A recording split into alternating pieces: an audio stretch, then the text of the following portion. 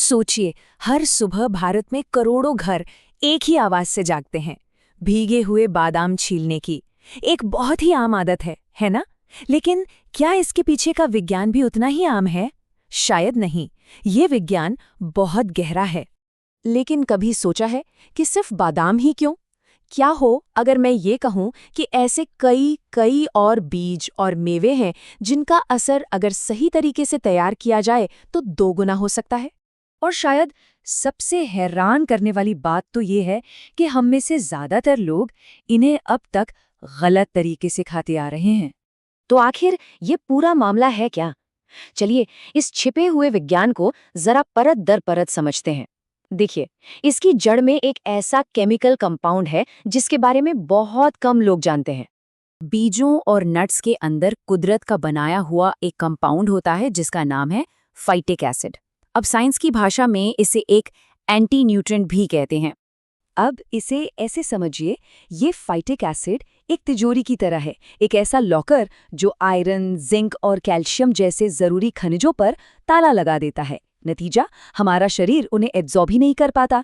लेकिन जैसे ही हम इन्हें पानी में भिगोते हैं, वो ताला टूट जाता है और सारे के सारे न्यूट्रिएंट्स हमारे शरीर के लिए अनलॉक हो जाते हैं। तो सवाल ये है कि इस न्यूट्रिएंट्स के ताले को आखिर खोला कैसे जाए? जवाब बहुत ही सिंपल है। एक ऐसी प्रक्रिया जिसे हमारी दादियां नानियां सदियों से इस्तेमाल करती आ रही हैं।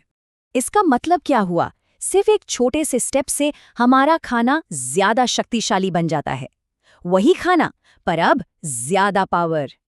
अब जरा पाचन की बात करते हैं। देखिए, सूखे मेवे और बीज हमारे पेट के लिए काफी मेहनत का काम है।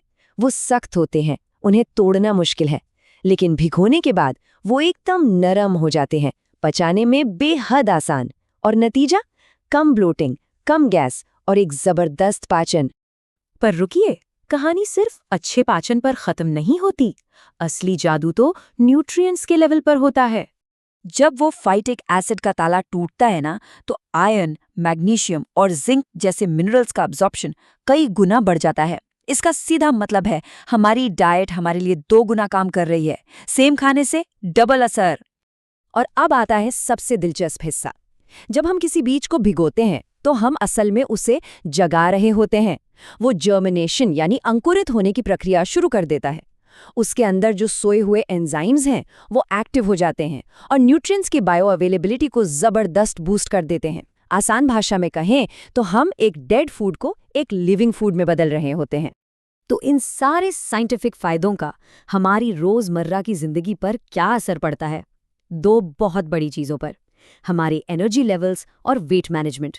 क्योंकि भीगे हुए नट्स धीरे धीरे पचते हैं, ये ज्यादा देर तक पेट भरा हुआ महसूस कराते हैं। इससे वजन कंट्रोल करने में मदद मिलती है। और सबसे बड़ी बात, ये दिन भर एक स्टेडी, एक बराबर एनर्जी देते हैं। मतलब वो जो दोपहर में अचानक नींद आती है ना, वो अब नहीं होगी। तो अब सवाल ये है कि इसे असल में करना कैसे है। चलिए इसकी एक सुपर सिंपल प्रैक्टिकल गाइड देखते हैं। जैसा कि आप देख सकते हैं, बादाम के लिए करीब 6 से 8 घंटे, अखरोट के लिए 4 से 6 घंटे काफ़ी हैं। चिया और अलसी जैसे बीजों के लिए थोड़ा कम समय लगता है और कद्दू के बीजों को रात भर के लिए छोड़ सकते हैं। लेकिन एक बहुत बहुत ज़रूरी बात याद रखनी है। जिस पानी में इन्हें भिगोया है उसे हमेशा फेंक देना है। क्यों? क्योंकि उसी पानी में सारा टूटा हुआ फाइटिक एसिड और बाकी गंदगी होती है। तो हमेशा ताज़ा इस्तेमाल करें। तो अगली बार जब हाथ में मुट्ठी भर बादाम या अखरोट हों तो एक छोटा सा काम याद रखिएगा, उन्हें भिगोना। क्योंकि जैसा कहा जाता है, कभी-कभी सबसे छोटे बदलाव ही जिंदगी में सबसे बड़ा असर लाते हैं।